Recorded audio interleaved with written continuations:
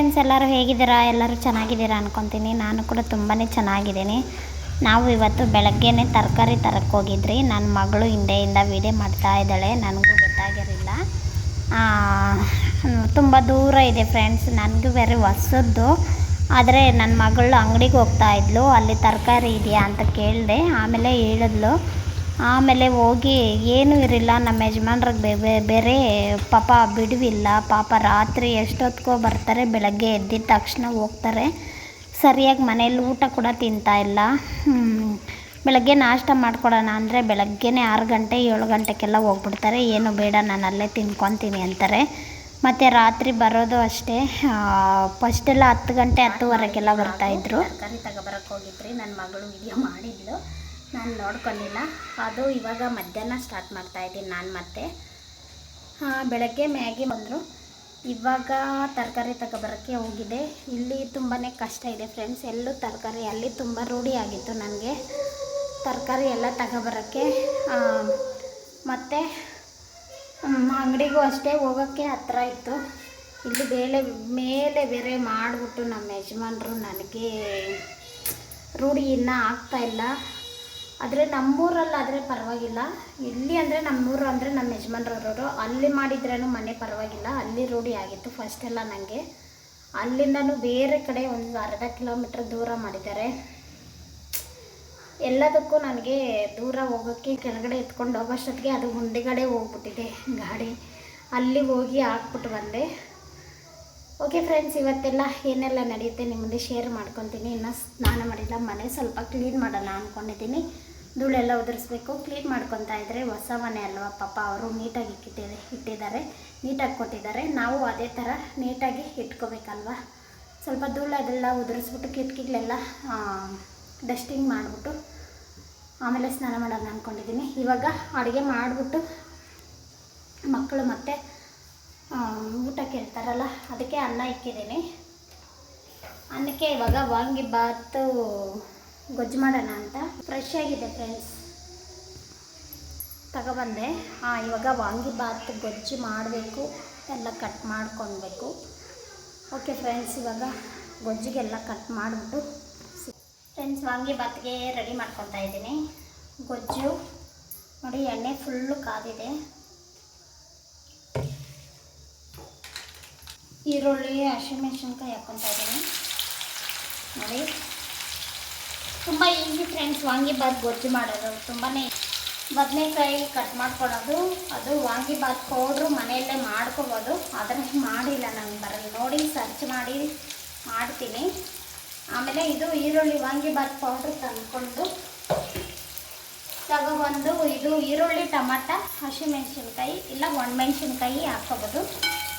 ಆಮೇಲೆ ಒಂದು tomato cut ಮಾಡಿಕೊಂಡ್ರೆ ಸಾಕು. ಮತ್ತು ಹುಣಸೆಹಣ್ಣು ರಸ ನಾನು ತೆಗೆದಿಟ್ಕೊಂಡಿದ್ದೀನಿ ನೋಡಿ. ಇಷ್ಟೇ ಇದು ಇಂಗ್ರೀಡಿಯೆಂಟ್ಸು. ತುಂಬ ಈಸಿ. ಈರುಳ್ಳಿ ಟೊಮೆಟೊ ಚಿತ್ರಾನ್ನಗಿಂತ ಈಸಿ ವಾಂಗಿಬಾತ್ ಗೊಜ್ಜು ಮಾಡೋದು. ಅದಕ್ಕೆ ಕಡಲೆ ಬೀಜ ಎಲ್ಲ ಹಾಕ್ತೀವಿ, ಇದಕ್ಕೆ ಬದನೆಕಾಯಿ ಹಾಕ್ತೀರ ಅಷ್ಟೇ. ಇದಕ್ಕೆ ಬಟಾಣಿ ಎಲ್ಲ ಹಾಕಿದ್ರೂ ತುಂಬಾ ಚೆನ್ನಾಗಿರುತ್ತೆ ಫ್ರೆಂಡ್ಸ್. ಈರುಳ್ಳಿ ಎಲ್ಲ ಫ್ರೈ ಆದಮೇಲೆ ನೋಡಿ ತುಂಬ ರೋಸ್ಟ್ ಆಗಿದೆ ಇದು ನೋಡಿ ಫ್ರೆಂಡ್ಸ್. ಟಮಾಟ ಹಾಕ್ಕೊಂಡಿದ್ದೀನಿ. ಇವಾಗ ಟಮಾಟಕ್ಕೆ ಒಂಚೂರು ಉಪ್ಪು ಹಾಕೋಣ ಬೇಯೋದಕ್ಕೆ.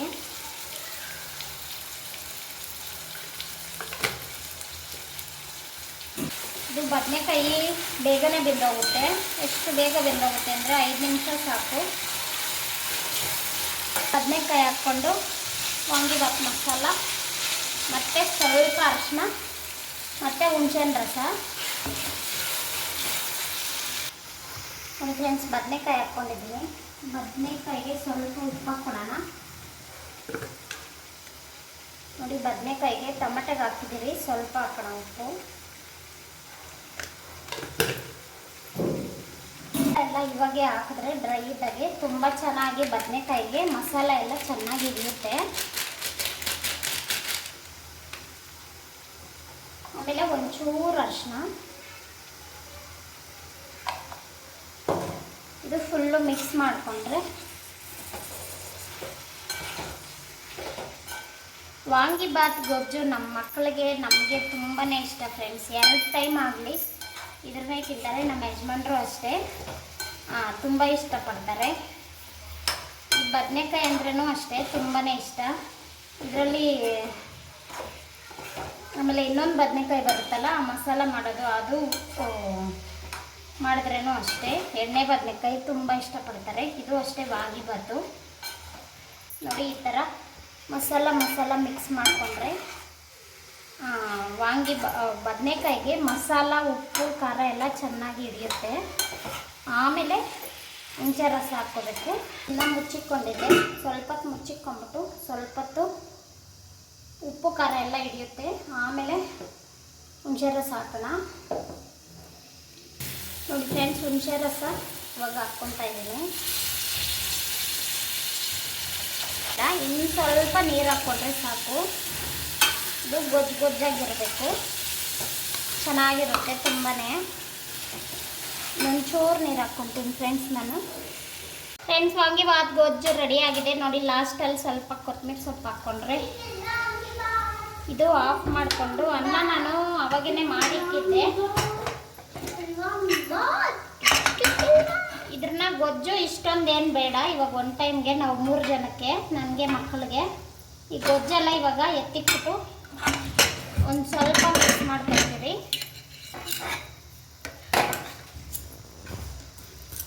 ಇಷ್ಟೊಂದು ಬೇಡ, ನನಗೆ ಮಕ್ಕಳಿಗೆ ಮಾತ್ರ 3 ಜನಕ್ಕೆ. ಇದೇ ರಾತ್ರಿಗೂ ಆಗುತ್ತೆ, ಯಾಕಂದರೆ ಇಷ್ಟಪಡ್ತಾರೆ ಗೊಜ್ಜು ಇದ್ದರೆ.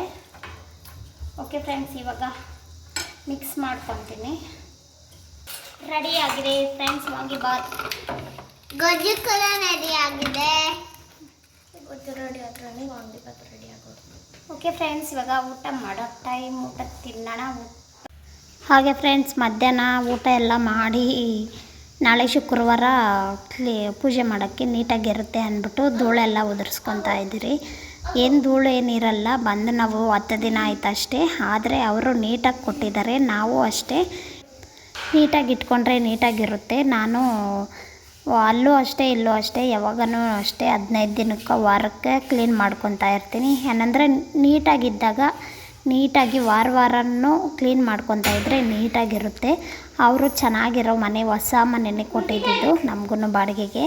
ನಾವು ಹಂಗೆ ನೀಟಾಗಿ ಇಕ್ಕೋಬೇಕಲ್ಲ, ಅದಕ್ಕೆ ನಾನು ಮಾಡ್ತಾ ಇದ್ದಿದ್ರೆ ನನ್ನ ಮಗಳೂ ಮಾಡಬೇಕು ಅಂದ್ಬಿಟ್ಟು ಅವಳು ನನಗೆ ಮುಂಚೆನೇ ಮಾಡ್ತಾವಳೆ. ಹಾಗೆ ನಾವು ಅದನ್ನೆಲ್ಲ ಧೂಳೆಲ್ಲ ಉದುರಿಸ್ಬಿಟ್ಟು ನಮ್ಮ ಯಜಮಾನ್ರು ರಂಗೋಲಿ ಹಾಕೋದ್ರನ್ನ, ಇದು ಪೈಪುಗಳು ತಂದಿದ್ರು, ಅದರ ಒಳಗಡೆ ರಂಗೋಲಿ ಪೌಡ್ರ್ ಹಾಕ್ಕೊಂಡು ಅದನ್ನ ಹಿಂಗೆ ಗುಡುಗಿಸೋದು. ಅಂದರೆ ಇದು ರಂಗೋಲಿ ಅಲ್ಲ, ಸೈಡ್ ಬಾರ್ಡ್ರ್ ಮಾತ್ರ ಅಷ್ಟೇ ಇದು. ಆದರೆ ಇಲ್ಲಿ ನಮ್ಮ ಮನೆ ಮುಂದೆ ಇದು ಯೂಸ್ ಆಗಲ್ಲ, ಯಾಕಂದರೆ ಜಾಗ ಇಲ್ಲ ಅಲ್ಲಿ. ಟೈಲ್ಸು ಸ್ವಲ್ಪ ಚಿಕ್ಕದಾಗಿ ರಂಗೋಲಿ ಹಾಕಿದ್ರೇ ಅವರು ಕಾಲಲ್ಲಿ ತುಳಿದು ಎಲ್ಲ ಹಾಳು ಮಾಡ್ತಾರೆ. ಇಷ್ಟೆಲ್ಲ ರಂಗೋಲಿ ಹಾಕೋಕ್ಕೆ ನಮ್ಮ ಮನೆ ಮುಂದೆ ಜಾಗ ಇಲ್ಲ, ಇಷ್ಟೇ ಇರೋದು ಜಾಗ ನೋಡಿ. ಎಲ್ಲ ಎಷ್ಟು ಚೆನ್ನಾಗಿದ್ದಾವೆ. ಆದರೆ ದೊಡ್ಡ ಮನೆ ಮುಂದೆ ಆದರೆ ನಾವು ಫಸ್ಟ್ ಇದ್ದಿದ್ದ ಹತ್ರ ತುಂಬಾ ಚೆನ್ನಾಗಿರುತ್ತೆ. ಇದು ಹೇಗಿದೆ ಅಂತ ಕಮೆಂಟಲ್ಲಿ ತಿಳಿಸಿ ಫ್ರೆಂಡ್ಸ್. ಮನೆಯೆಲ್ಲ ಧೂಳು ಉದುರಿಸಿ ಸ್ಕ್ರೀನ್ ಬಟ್ಟೆಗಳೆಲ್ಲ ಇತ್ತು, ಆ ಮನೆಗೆ ಇದ್ದಿದ್ವೆಲ್ಲ ಹಾಕಿದೆ.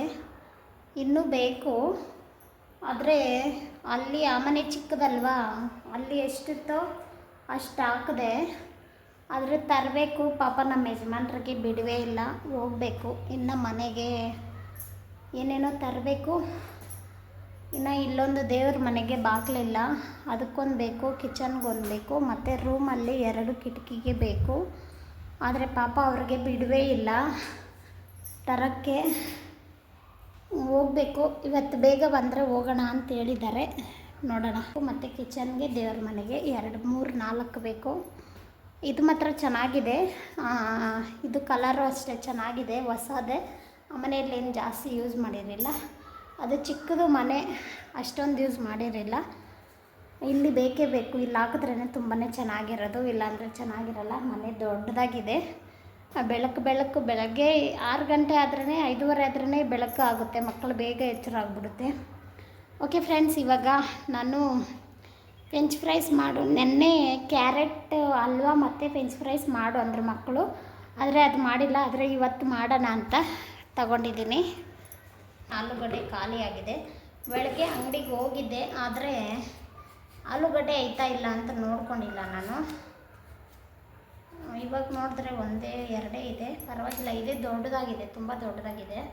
ಇದರಲ್ಲಿ ಆಗ್ಬೋದು ಅಂದ್ಕೊತೀನಿ. ಫ್ರೆಂಡ್ಸ್, ಆಲೂಗಡ್ಡೆನೆಲ್ಲ ಕಟ್ ಮಾಡಿ ನೋಡಿ ನೀರಲ್ಲಿ. ಇದು ಅರ್ಧ ಬರ್ಧ ಅಲ್ಲ, ಮುಕ್ಕಾಲು ಭಾಗನೂ ಅಲ್ಲ, ಅರ್ಧ ಬರ್ಧ ಬೇಯಿಸ್ಕೊಂಡ್ರೆ ಸಾಕು. ನುಣ್ಣಕ್ಕೇನು ಬೇಯಂಗಿಲ್ಲ. ಇಲ್ಲ ಅಂದರೆ ಮೈದಾ ಹಿಟ್ಟು ಮಿಕ್ಸ್ ಮಾಡ್ಕೊಂಬಿಟ್ಟು ಎಣ್ಣೆಲಿ ಬಿಡೋದು, ತುಂಬ ಚೆನ್ನಾಗಿರುತ್ತೆ, ಮಕ್ಕಳು ಇಷ್ಟ. ಫ್ರೆಂಡ್ಸ್ ನೋಡಿ, ಇದು ಅರ್ಧ ಬರ್ಧ ಬೆಂದಿದೆ. ಇದಕ್ಕೆ 1 ಸ್ಪೂನು 1.5 ಸ್ಪೂನ್ ಅಕ್ಕಿ ಹಿಟ್ಟು ಹಾಕ್ಕೊತಾ ಇದ್ದೀನಿ. ಮೈದಾ, ಕಾರ್ನ್ಫ್ಲವರ್ ಹಾಕ್ಕೋಬೋದು, ಆದರೆ ಕಾರ್ನ್ಫ್ಲವರ್ ಇಲ್ಲ ಅಂತ ನಾನು ಮೈದಾ ಒಂಚೂರು ಹಾಕ್ಕೊತಾ ಇದ್ದೀನಿ. ಅಕ್ಕಿ ಹಿಟ್ಟು ಹಾಕ್ಕೊಂಡು ಮಾಡ್ಬೋದು, ಏನು ಪರವಾಗಿಲ್ಲ. ಇಲ್ಲ ಅಂದರೆ ಕೆಲವರು ಹಂಗೆ ಉಪ್ಪು ಖಾರ ಹಾಕ್ತಾರೆ, ಚೆನ್ನಾಗಿರುತ್ತೆ.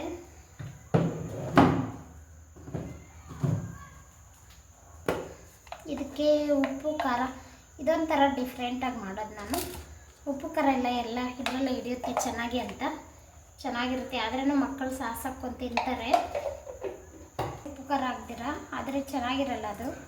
ಆದರೆ ಉಪ್ಪು ಖಾರ ಹಾಕಿದ್ರೆ ಚೆನ್ನಾಗಿರುತ್ತೆ. ಉಪ್ಪು ಖಾರ ಇವಾಗ ಮಿಕ್ಸ್ ಮಾಡಿಕೊಂಡು, ಇದರಲ್ಲಿ ನೀರೇನು ಹಾಕೋಂಗಿಲ್ಲ, ಯಾಕಂದರೆ ಬೇಯಿಸಿರ್ತೀರಲ್ಲ, ಅದರಲ್ಲಿ ಸ್ವಲ್ಪ ಬಿಸಿ ಬಿಸಿ ತ್ಯಾವ ಇರುತ್ತೆ, ಅದೇ ಸಾಕು.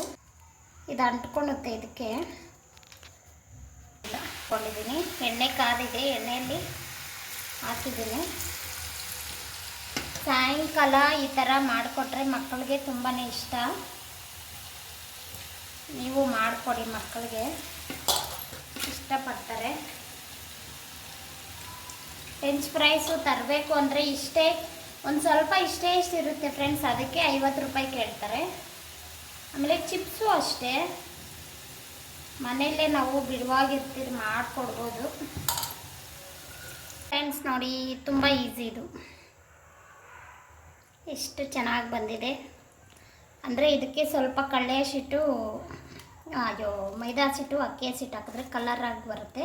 ಕೆಲವರು ವೈಟ್ ಹೇಗೆ ಮಾಡ್ತಾರೆ ಫ್ರೆಂಚ್ ಫ್ರೈಸು, ಈ ಥರ ಮಾಡಿದ್ರೆ ಚೆನ್ನಾಗಿರುತ್ತೆ, ಕಲರ್ಫುಲ್ಲಾಗಿರುತ್ತೆ.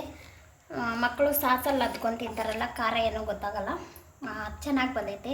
ನೀವು ಮಕ್ಕಳಿಗೆ ಮಾಡಿಕೊಡಿ ಫ್ರೆಂಡ್ಸ್, ತುಂಬಾ ಇಷ್ಟಪಡ್ತಾರೆ. ಸಾಯಂಕಾಲ ಟೈಮು, ಇವಾಗಂತೂ ರಜೆ ಟೈಮಲ್ಲಿ ಮನೆಯಲ್ಲೇ ಇದ್ದಾರೆ, ಟ್ಯೂಷನ್ ಇಲ್ಲ, ಸ್ಕೂಲ್ ಇಲ್ಲ, ಏನಾನ ಒಂದು ಮಾಡಿಕೊಡ್ತಾರೆ, ತುಂಬ ಚೆನ್ನಾಗಿರುತ್ತೆ.